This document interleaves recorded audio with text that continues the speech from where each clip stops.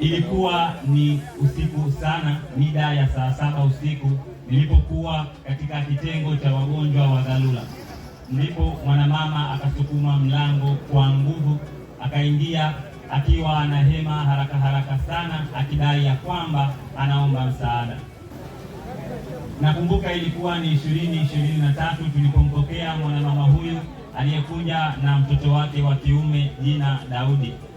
Daudi ni kijana wa miaka 27, mwanafunzi katika chuo cha sheria. Baada ya kuendelea na uchunguzi, tuligundua Daudi yuko na shida ya kushindwa kupumua. Sambamba na hilo, alikuwa amevimba miguu, mikono pamoja na uso. Lakini maelezo yao walidai ya kwamba alikuwa na uchovu, kichwa kikimuuma, kizunguzungu, kukosa hamu ya kula, mara nyingine kutapika, pamoja na kudai ya kwamba kama siku 3 nyuma amekuwa akikosa mkojo. Hizo ni dalili za mtu ambaye figo zake zimefeli.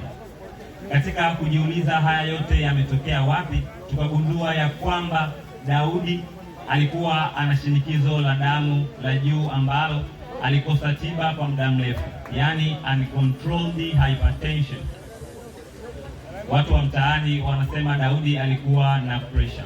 Lakini cha kushangaza ni kwamba Daudi anadai hakuona dalili zozote za shinikizo hilo la damu mpaka pale shinikizo hilo la damu lilipoenda kupiga figo na kumfanya afike hospitali kwa ajili ya matibabu ya figo.